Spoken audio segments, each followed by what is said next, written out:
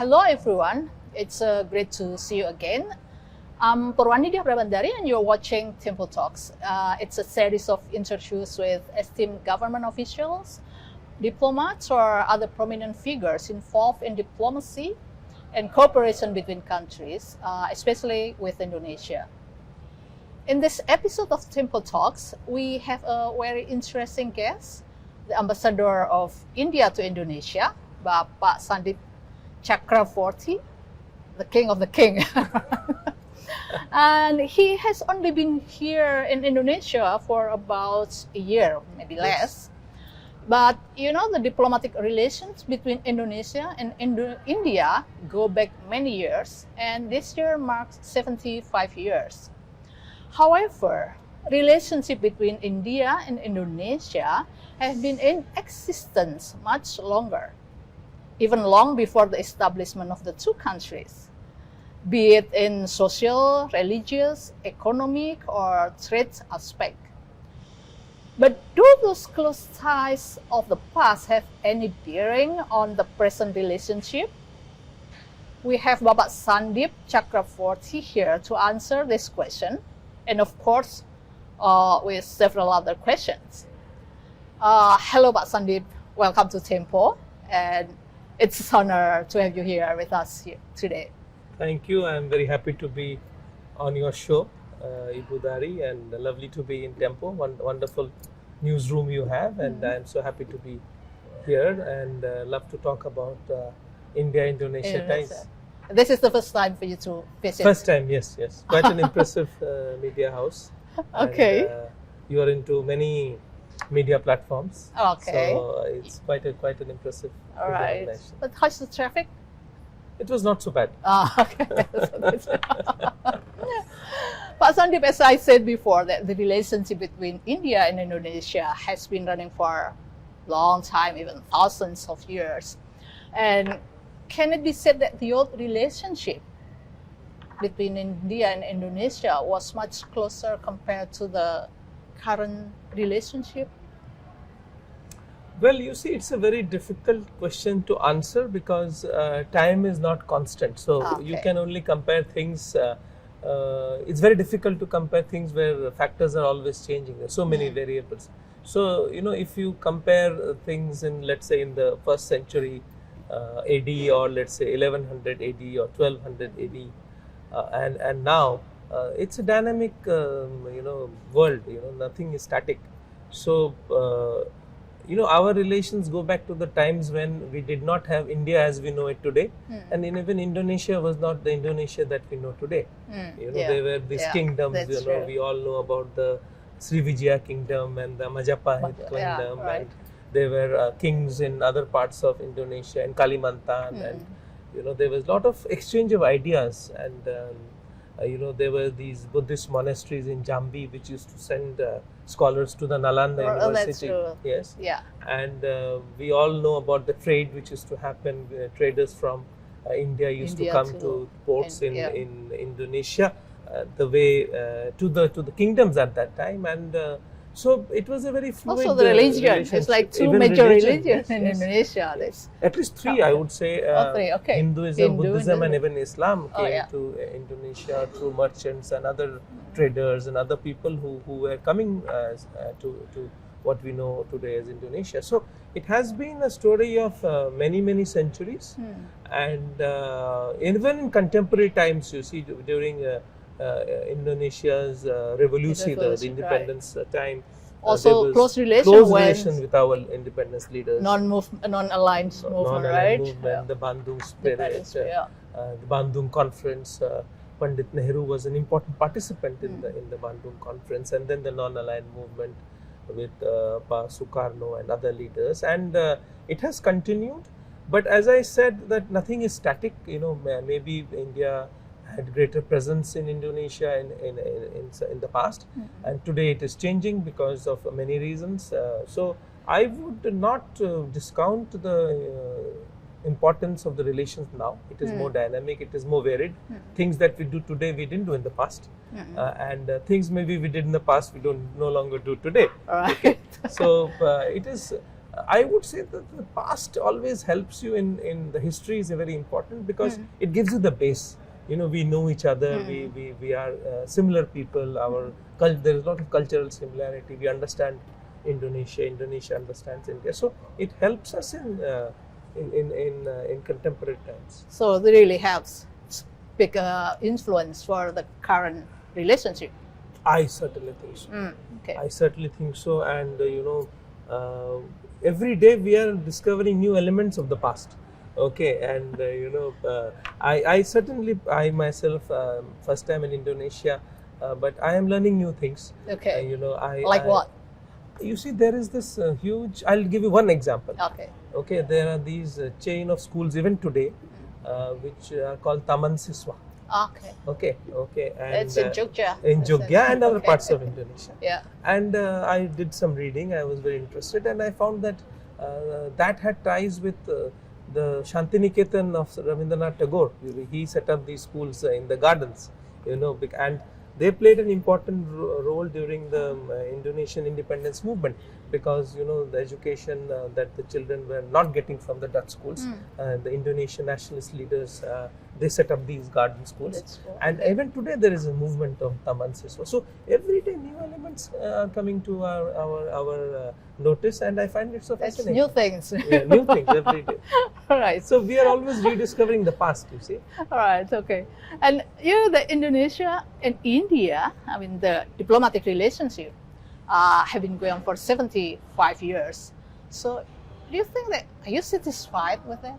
I mean, it's like with the current situation, or actually there are still a lot of things that we can develop in this relationship, of course, for the better for the two countries. So you see, as a diplomat and ambassador, I cannot be satisfied. If I am satisfied, then I am not doing my job. So I should have then you just enjoy. Then I should be enjoying and I should be playing golf.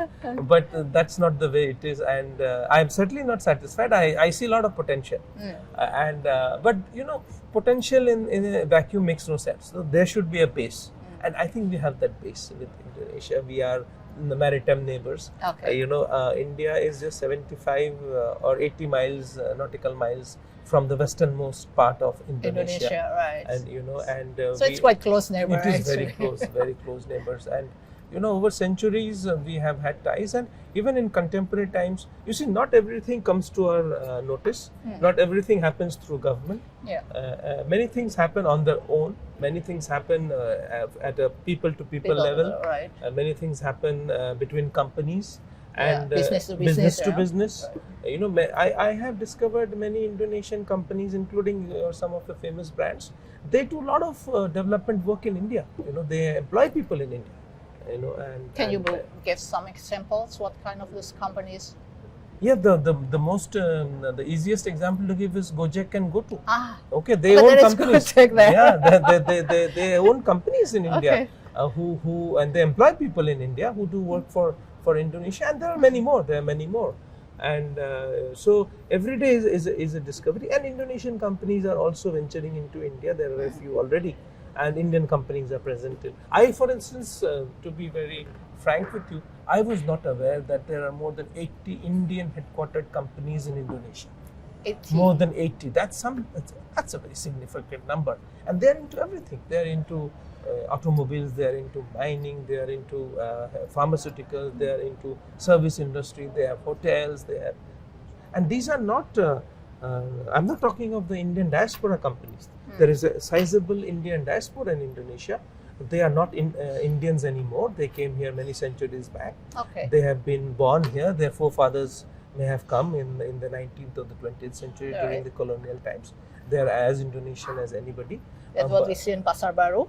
They may be in Pasar Baru, they may be or in the Medan, films industry. They may be in Medan, they are in the film industry. Yeah. But they have maintained their connections with India. But they are a huge economic factor in Indonesia. And I will give you even more examples that two important Indian corporates who are now internationally known actually started from Indonesia, and they were Indonesian companies. The first example I would give is Indorama. Okay. Indorama. Right. So Indorama again started in Indonesia. That's and today they are huge company. Huge company. They're a global player. And the second example would be Lakshmi Mittal, who again started in Surabaya, and today he owns ArcelorMittal, which is a huge company. They have presence in Indonesia, they have presence in India. But Lakshmi Mittal remains an Indian. So there are these huge connections that are present between India and Indonesia. It is very layered. It is not easy to document it. Okay. It is not easy to tell you in an interview what all is happening. So what are the space that still left for you to develop, or for us, for Indonesia and India to develop of it? You see, there is lots that can be done. For example, because it's already big and it is big. Quite strong. I want more economic integration. Oh, okay. The cost of doing business between India and Indonesia should go down. So you may say, what are you doing about that? You see, on 7th March, the Bank of Indonesia and Reserve Bank of India signed something known as the local currency settlement. Oh, that's true. Yeah. Now that will enable lowering the transaction cost. So if you are, let's say, buying something from India, you just pay it in rupiah. Yeah. And if you are selling to India, they just pay in Indian rupees, and the banks do the transaction. That is one thing. Wait a minute. When did this start? So no, the framework has been put in place. So it hasn't started. We are now working between RBI and BI are setting up the guidelines for the banks, how the system will work. So I just met with both RBI and BI, and very soon they will. So when the target is finished? I would like it to happen this year.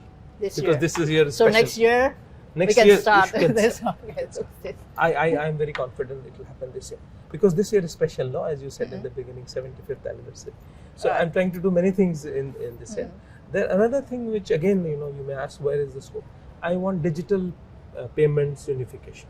That you don't have to pay in cash. If, for instance, as you know, Indians are the largest tourists, second largest tourists in Indonesia. Now they come here, they have to change from rupee to dollar, then come to here, rupiah. then dollar to rupiah, and then when they go back again, rupiah to dollar, and then go to India, then dollar. 6 times they are just converting, and who is making money? The merchant, the forex merchant. That should not be, So we are trying to have a digital kind of a. So we can use QRIS. So you can use QRIS. Exactly, you got it right. So I want QRIS to be accepted in India, and Indian UPI app to be acceptable in India. So you go to the merchant, you scan and you pay, and everybody is happy. So these are the fundamental structural, things that we are trying to put in place. That's really interesting. Interesting. But it's also that it will be really interesting for the business in Indonesia, for the people too. And I think it's also technology sector. It's quite interesting. Then I also read that there is a new cooperation on that sector. Is it right? Yes, things are happening. I don't know how much I can tell you, but there is great deal of interest in cooperation between India and Indonesia and AI.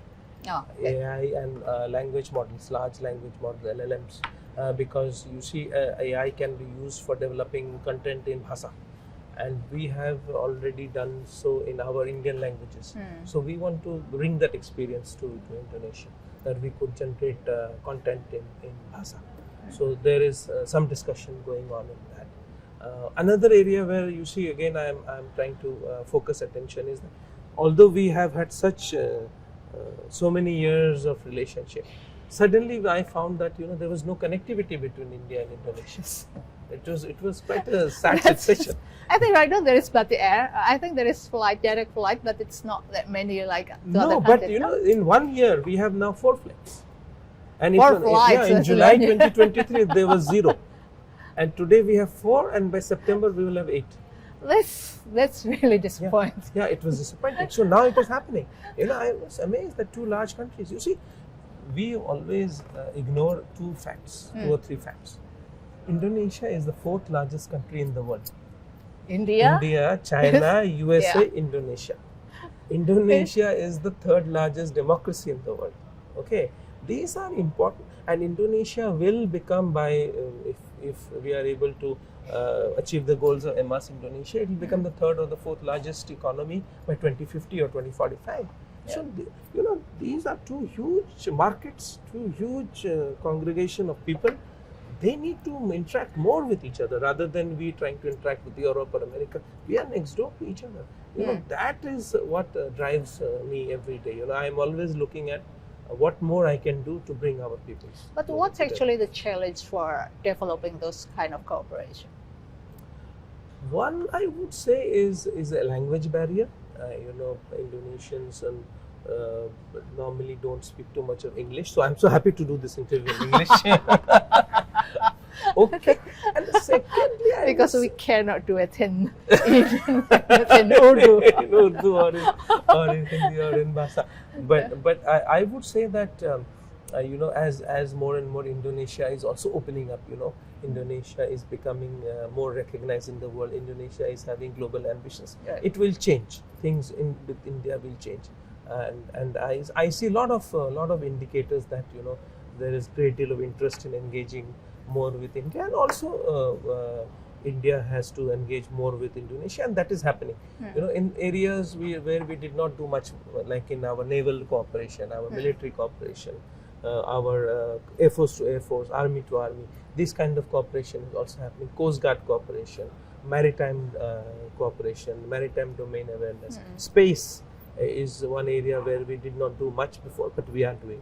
So I would say these are the new emerging areas where you will find more companies of India working with Indonesia and also from Indonesia with India. And that the new president or the elected president is from the military, so it's easier for you to discuss about this. Yeah, issue. I must say that I met him. You already met him. Yeah, I met him. I went and I presented to him a letter written by my Prime Minister. And very recently, President-elect Prabowo had a telephone call with Prime Minister, and it was a very, very useful conversation. And we are really optimistic about more cooperation between India and Indonesia in the coming year. Also, you see, the foreign policy posture of Indonesia is very, very important. You have a policy of free and active foreign policy, that you would not align with any bloc. You would want more partners. And I still remember Prabowo saying in one talk, I think it was at CSIS, is that one enemy too many and many friends too less, or something he had said. Yeah. I quite liked it. It's a very striking articulation of what he feels Indonesian foreign policy should be. And we are also similar in the sense that we have something known as strategic autonomy. And I think the best example of how we have been dealing with the changing geopolitics of the world is our position on the war in Ukraine. You see, Indonesia and India have had similar kind of position. So I think that creates space for everybody. It creates space for a country like India, which is not in any power bloc. We don't believe in alliances. So I am full of optimism as far as our ties are concerned. Okay, what about this? There is discussion on the Indonesia-India Comprehensive Economic Cooperation Agreement, right? So how's the progress of this deliberation on this agreement? You see, this we have something called ITIGA, ASEAN-India Trade in Goods Agreement. So Indonesia is part of that. So that was signed, I think, in 2010 or 2011. So it's more than 12 or 13 years old. Yeah. We are now undergoing a review of the ITIGA.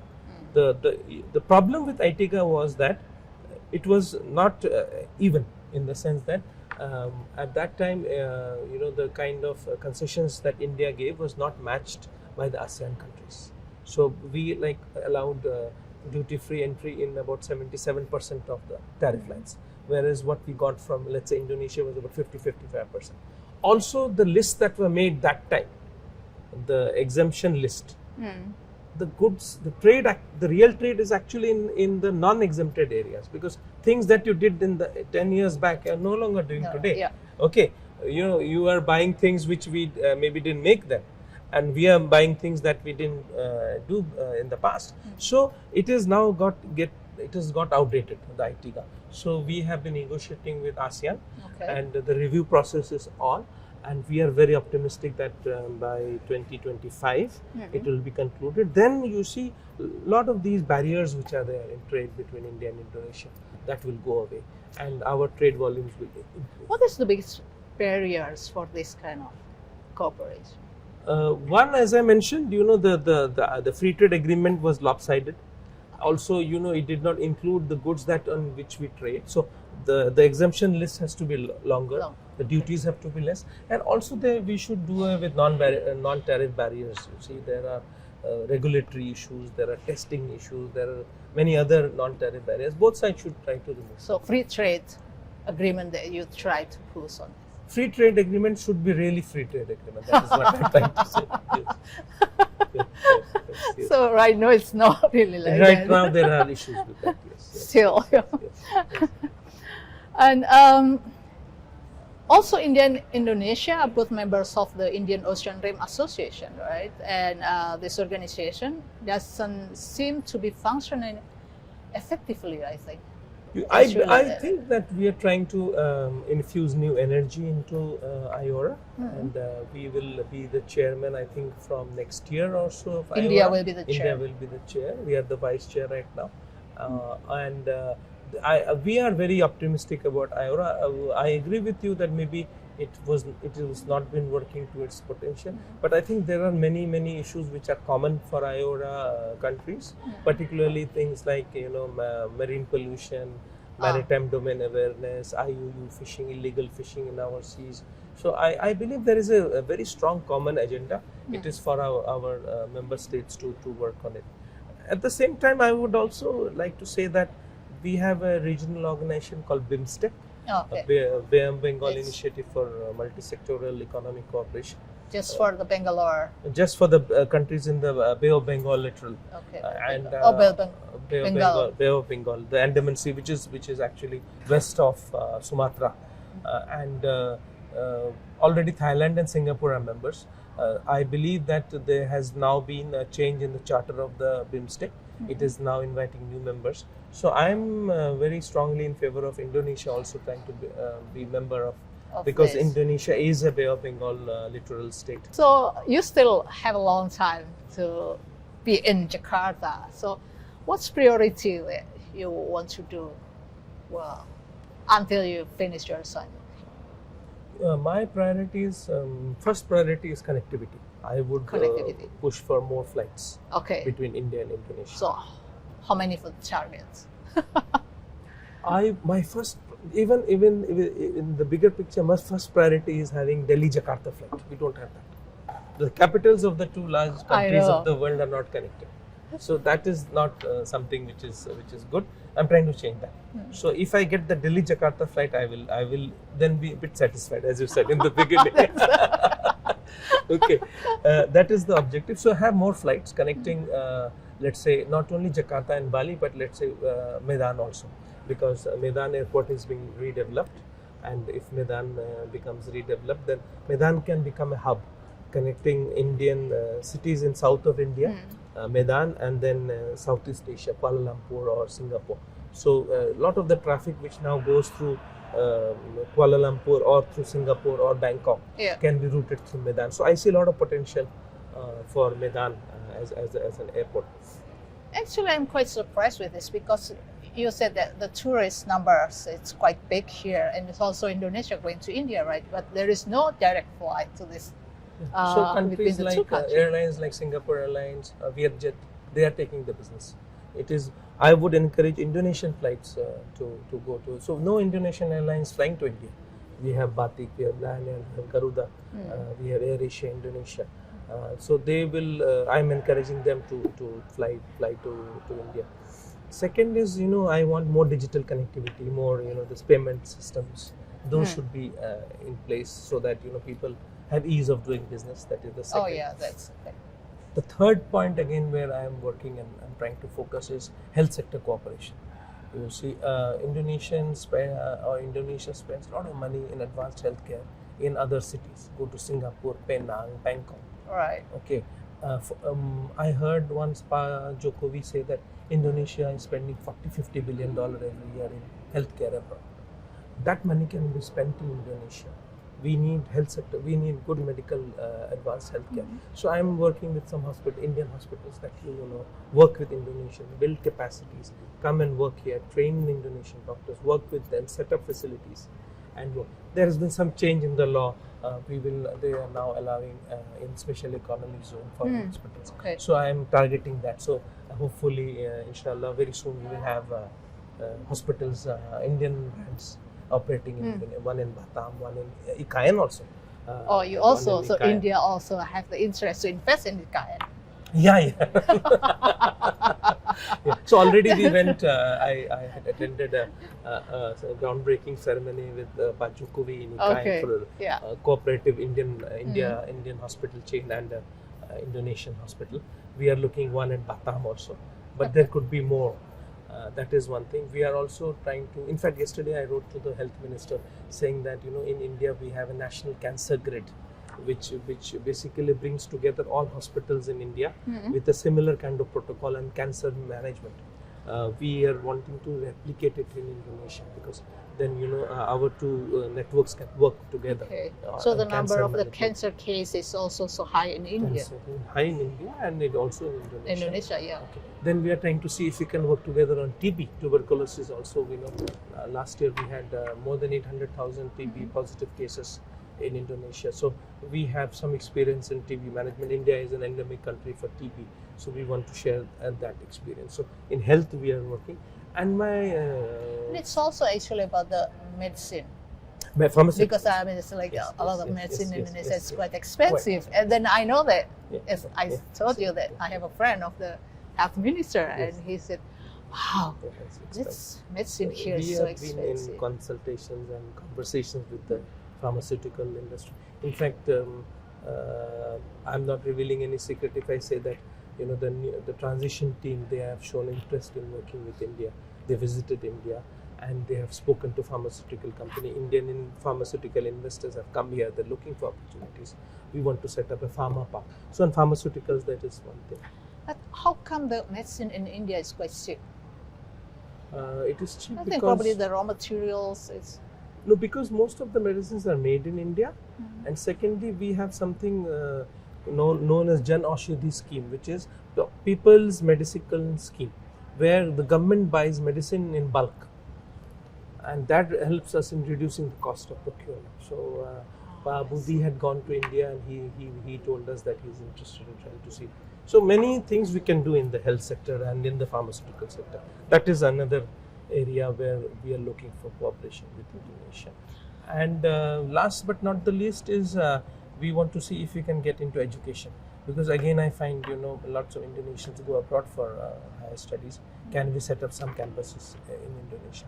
That is something where we have to work, but it's something for the future. What do you like most since you're here? No, as I mentioned in the beginning, I like the people. The people. This is a lovely country with people who are so warm and welcoming, and I feel at home in Indonesia. Great cuisine, good food, accessible, reasonably priced, not expensive. You go to any warung and you eat nasi goreng or you eat gado-gado, and it's very affordable and high standards of hygiene also. I like that. Wherever you go, you find places are clean, and that is also something to the credit of the people of Indonesia.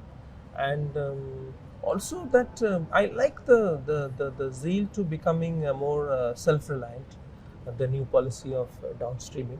I think that every country, a country like Indonesia, should have its own industrial base. It should not necessarily be only a commodity exporting country. You should be able to make things. You should make things in Indonesia and make in Indonesia for the world. I think that is the theme which we would like to support. So it's a big economy. It's a strong country, and it's a friendly country. It is not in any power block. It is trying to steer its path in this geopolitical contest that is going on in the world, and you have been relatively successful.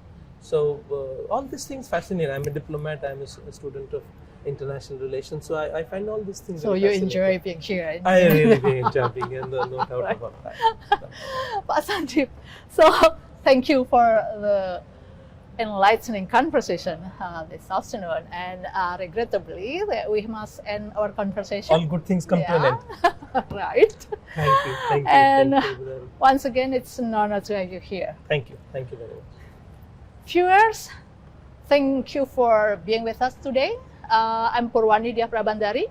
Join us again next month for another conversation on Tempo Talk, of course, and we will have another interesting topic and distinguished guests. Have a wonderful day.